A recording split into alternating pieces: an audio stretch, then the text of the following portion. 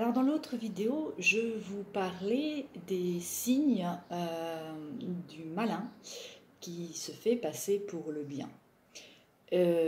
Dans celle-ci, je vais maintenant montrer les signes de la divine providence pour que vous puissiez mieux discerner dans votre vie quand vous recevez des signes véritables venant du ciel et non de l'enfer. Déjà, quand c'est Dieu, souvent, moi, j'ai constaté dans ma vie que c'était discret comme signe. Et c'est parce qu'ils sont discrets et que les autres sont plus flagrants que du coup, les signes flagrants qui nous harcèlent, puisque Satan va nous harceler de synchronicité, qui sont visibles comme le nez au milieu d'une figure, eh bien, les véritables signes de Dieu, qui eux sont moins quantitatifs, mais plus qualitatifs, et donc sont du coup plus discrets, peuvent passer justement sous le radar à cause des autres signes. Donc c'est pourquoi il y a à affûter le discernement. Quand c'est Dieu, moi dans ma vie, ça m'a plutôt réconcilié avec les personnes, alors que quand c'est l'autre, ça me sépare. Mais attention, il faut avoir l'œil sur ceux avec qui il nous réconcilie, de ceux avec qui il nous sépare. Quand c'est Satan, il nous réconcilie avec des gens qui sont des manipulateurs et qui font le mal autour d'eux parce qu'ils ont le mal aussi en eux. Quand c'est Dieu, Dieu nous réconcilie avec les personnes saines qui ont des comportements sains, même s'ils ont quelques petits défauts, un ou deux petits comportements toxiques, mais qui sont dans cette recherche et cette volonté de vouloir s'améliorer et que ça dure dans le temps. Là, c'est pas la même. Et quand c'est Dieu, Dieu cherche à nous séparer des comportements toxiques et des personnalités toxiques. Donc, c'est quand on est en relation ou quand on veut absolument s'obstiner à être en relation avec un manipulateur qui nous fait plus de mal que de bien, mais que nous, tellement on est sous emprise émotionnelle de cette personne, eh bien, là, c'est juste en fait que Dieu bloque le chemin pour nous préserver de ce mal. Et sur le moment, on ne comprend pas, hein, forcément. Et dans l'histoire des flammes jumelles, il y a beaucoup ça. Dans l'histoire des flammes jumelles, il y a beaucoup ce qu'ils appellent le chaser, qui lui s'obstine à vouloir courir derrière l'autre, en fait, qui le gosse, qui le maltraite, bref, et j'en passe. Qui rabaisse, qui utilise une communication opaque, ambiguë, qui parfois même il y a de la perversité. Ben, le chaser s'évertue à courir derrière celui qui fuit. Bon, jusqu'au jour où il est fatigué, usé, et qu'il se dit « Putain, attends, moi je suis fatigué de cette course, qu'est-ce qui se passe quoi ?» Et là, la personne va commencer à relever le nez du guidon et regarder autour d'elle. Et là, le voile des illusions se brise. Ensuite, Dieu, il faut comprendre qu'il aide à la paix, à la miséricorde, au pardon. Et Dieu est patient. Le royaume de Dieu, c'est la patience. Donc il est patient avec nous. Et il nous laisse notre libre arbitre, alors que Satan, non. Satan va nous ordonner d'être des tas de choses sur lesquelles il va nous mettre vraiment en hauteur, plus, pour gonfler notre orgueil et répondre à un manque d'amour, alors que Dieu, non, Dieu ne nous demande rien, il nous prédestine à rien du tout. J'en parlais encore hier à un prêtre qui me l'a dit. Il dit non, mais Dieu prédestine il prédestine personne à quoi que ce soit.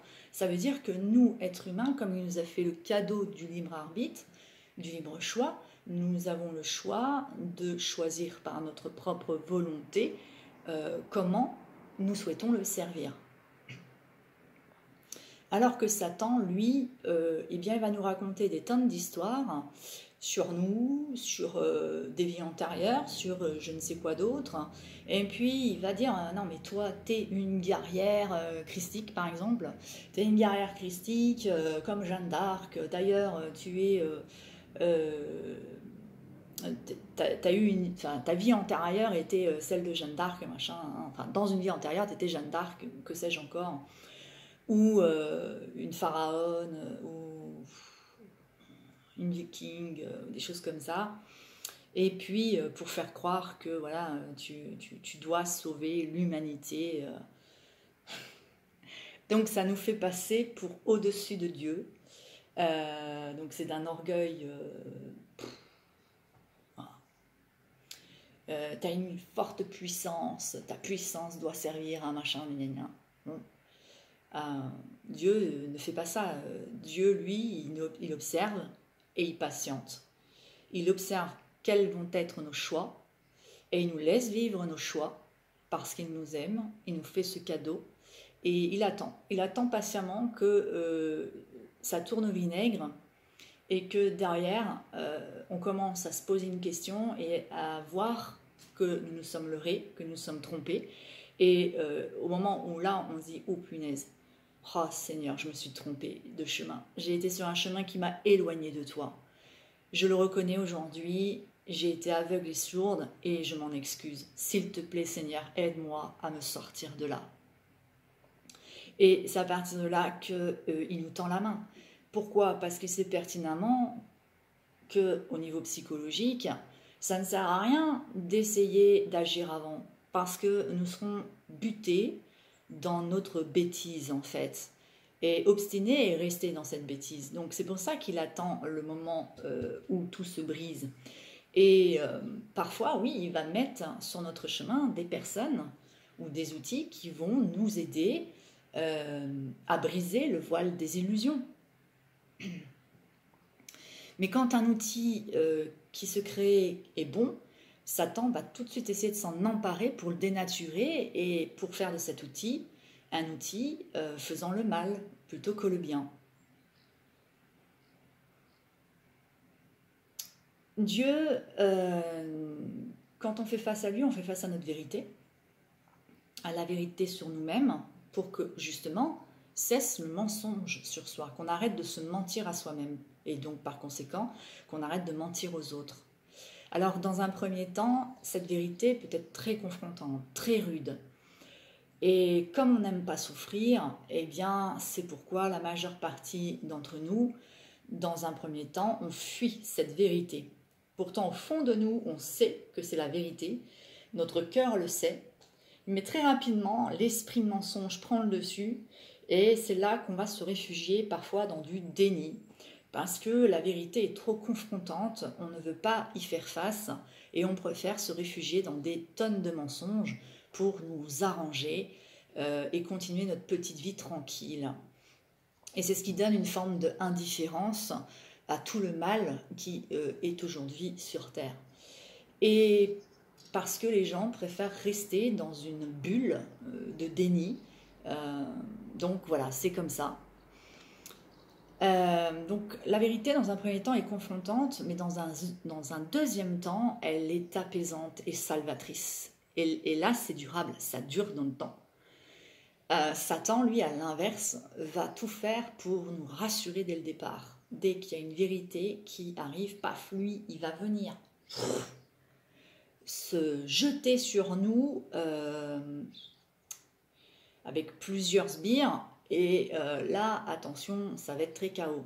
Mais nous, on ne va pas le voir parce que les paroles vont être très rassurantes et c'est fait pour nous maintenir dans le déni, dans cette fuite de la vérité. Parce que dans cette fuite de la vérité, dans le déni, on continue de faire le mal. Parce que le silence fait plus de mal que de bien parfois. Dans certains cas. Mais ici, par exemple, face aux abus de l'Église, le silence, même s'il avait pour vocation de protéger pour un plus grand bien, En réalité, on voit ce que ça a fait plus de mal que de bien, parce que ces prêtres qui n'ont pas dénoncé les abuseurs, eh bien, comment dire, étaient dans une forme de déni. Et on voit que le déni contribue plus au mal qu'au bien. Donc voilà, dans ce cas précis. Dans d'autres cas, quand on fait face à un pervers narcissique qui essaie de nous dévaloriser ou de nous faire entrer dans son jeu, là on a plutôt intérêt à être comme Jésus face aux pharisiens quand il leur a répondu par un silence.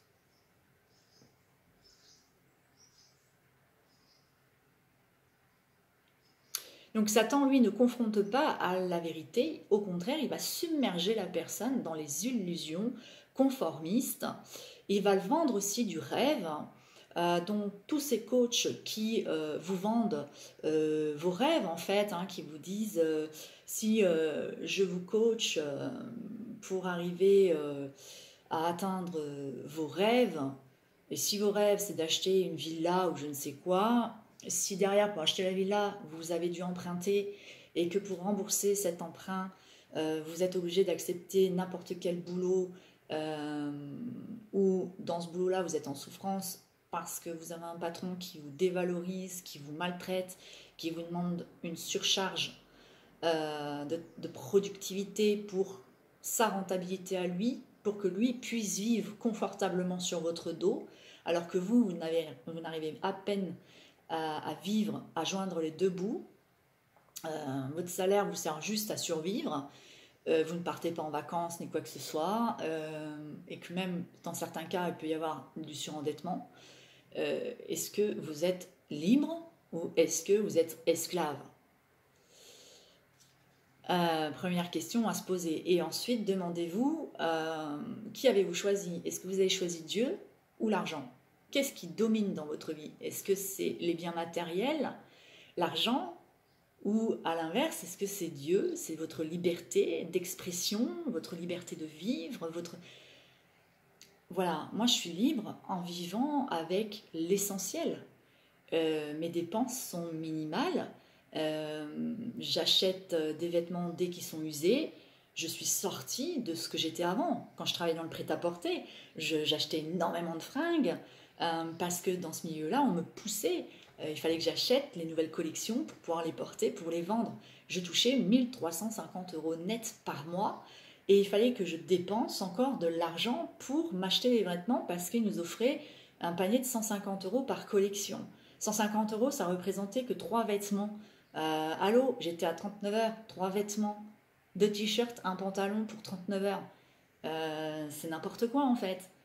Et je survivais avec mon salaire, je n'arrivais pas à en vivre. Et quand je suis sortie de toute cette merde, j'ai été jusqu'au RSA. Le RSA m'a permis d'apprendre à vivre avec 500 €, quoi.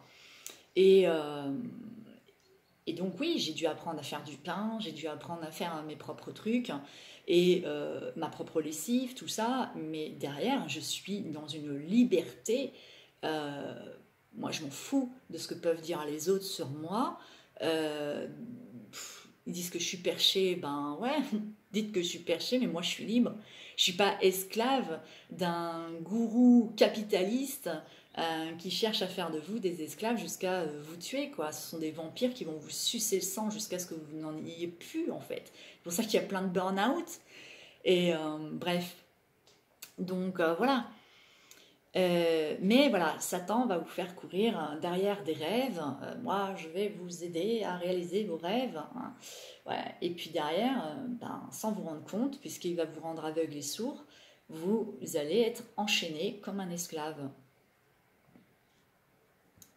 Et c'est youpi pour lui et c'est les larmes pour Dieu.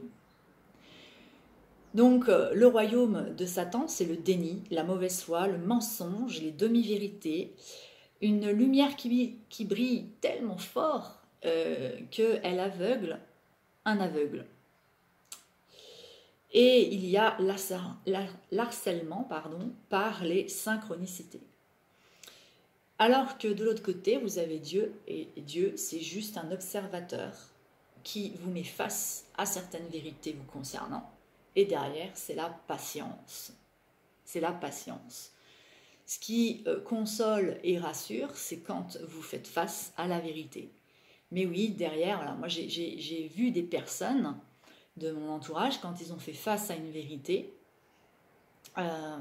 les concernant, c'était tellement confrontant qu'ils ont fait demi-tour et ils se sont réfugiés davantage dans le royaume de Satan. Mais ils n'ont pas du tout conscience parce pour eux, ils n'ont pas de problème d'argent, ils vivent très très bien, ils vivent même avec beaucoup d'argent, ils ont tout ce qu'il faut au moment où il faut et ils prennent ça pour des synchronicités, donc ils pensent que c'est Dieu tout ça. Ils ont... enfin bref, ils s'enferment dans un espèce de confort, mais sans voir qu'en fait, derrière, qu'est-ce qui se passe? Ces personnes-là se réfugient dans des soins énergétiques, dans la cartomancie, l'astrologie, et que sais-je encore. Et après, dès que ça part en sucette, ils pleurent. Et quand ils commencent à s'apercevoir des choses, et qu'on leur demande, mais combien d'argent vous avez dépensé? Et quand ils font le compte, ils s'aperçoivent de la totalité de l'argent qu'ils ont dépensé, soi-disant pour leur mieux-être. Là, je vous prie de me croire qu'ils prennent cher là, à ce moment-là. Parce que l'illusion se brise et laisse apparaître la vérité. C'est comme ça. Donc moi personnellement, quand une fois j'avais senti qu'un homme me trompait, eh bien tout de suite j'avais une voix qui essayait de me rassurer en me disant mais non, il te trompe pas, machin, nanana.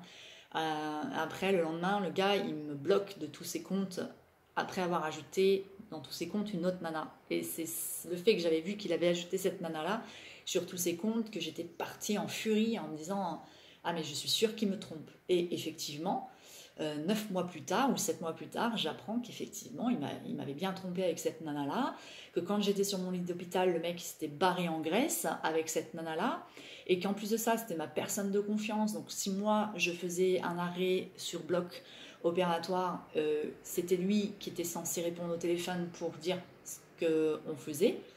Eh bien il me l'a dit clairement qu'il n'aurait jamais répondu. Vous voyez le truc quoi. Et j'avais plein de synchronicités qui m'ont envoyé vers cet homme-là pour quitter un homme, oui, qui était possessif, oui, qui me prenait pour sa mère, mais en attendant, c'était les deux seules choses qui étaient toxiques dans son comportement. Tout le reste, c'était un homme loyal, fidèle, enfin c'est un homme loyal, fidèle, gentil, qui prend soin des choses, même peut-être un peu trop. Bon, un peu radin sur certains points, mais très généreux sur d'autres points. Enfin, donc, voilà comment on se fait leurrer. Voilà comment on se fait leurrer. Et surtout, on se fait leurrer parce que moi, dans mon cas, mon cœur battait à 1000 à l'heure pour cet autre mec. J'avais même l'impression que j'ai l'impression que Dieu m'a créé par une imprimante 3D l'homme de ma vie. J'avais l'impression d'avoir face à moi l'homme de ma vie. Il correspondait à tout, ouais, non, sauf que c'était un pervers narcissique qui m'avait très très bien analysé et qui savait jouer l'identité que je recherchais chez un homme. Et c'est ce qui m'a donné cette illusion d'avoir en face de moi l'homme de ma vie. Et alors que non, pas du tout. C'était un gros mensonge. Derrière, c'était un homme qui jouait double jeu et qui faisait ça à chaque fois, qui se jouait de toutes les femmes. Et pire, le mensonge nous faisant croire qu'il avait fait une promesse sur le cercueil de son père qu'il s'occuperait de sa mère, alors qu'en fait, non, il allait voir plein de nanas différentes plutôt que de s'occuper de sa mère. Donc là, c'est quand même très très... Et là, je vous raconte une histoire qui est plus, mais je suis sûre que dans vos vies, vous avez des cas où vous avez été leurré, peut-être à moindre degré que ce que je vous raconte, mais je suis sûre que vous avez le même style de stratégie dans votre vie. Un prof qui vous a écarté de votre voie principale en vous dévalorisant devant tous les élèves, en disant de vous que vous êtes un cas désespéré, qui ne sait plus quoi faire, machin. En fait, là, il est juste en train d'exprimer sa propre limite pédagogique, mais qui renverse la vapeur en rejetant la faute sur vous. C'est pervers, c'est manipulateur et c'est pas bon. Et c'est comme ça qu'il y a plein de jeunes qui se démotivent, jusqu'à même parfois se déscolariser, ils sont en échec scolaire et on leur fait croire que c'est parce qu'ils ne sont pas intelligents.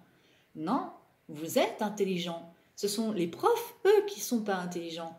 C'est les profs qui font ça, ce sont leurs limites pédagogiques. Ça veut dire qu'ils sont incompétents. Ils brillent de leur incompétence au point de vous faire dérouter de votre voie. Parce que la voie que vous aviez choisie ferait et contribuerait au bien de tous. Et ça, le malin ne veut pas. Donc, il fait tout pour polluer des gens sur votre route, pour que ces gens vous amènent à vous éloigner de votre chemin que vous aviez choisi pour vous, parce que ce chemin-là contribuerait au plus grand bien de tous. Non.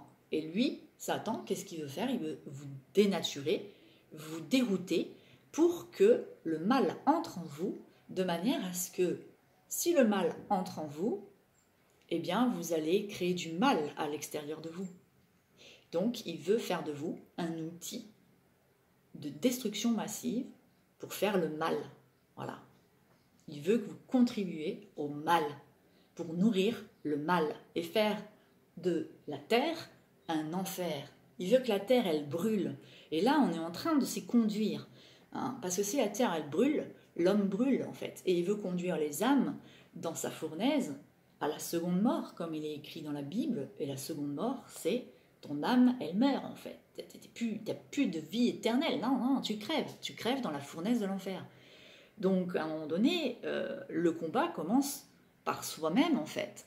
À l'intérieur de soi, c'est de construire des remparts solides et fortes pour ne plus laisser le mal entrer en soi, pour que nous ne soyons plus des outils faisant le mal autour de nous. Mais à l'inverse, faisons rentrer en nous le bien pour contribuer au plus grand bien. Donc, ce qui signifie que quand un prof essaie d'éloigner votre enfant de sa voie qu'il a choisie, ben, c'est que vous donnez les armes à l'enfant pour ne pas se laisser démotiver de la voie qu'il a choisie. Et s'il s'est trompé de voie, c'est pas grave, un jour il en changera, mais c'est d'être toujours là pour son enfant, de lui donner les outils nécessaires pour arriver à ce qu'il veut, quand c'est pour contribuer au plus grand bien. Voilà.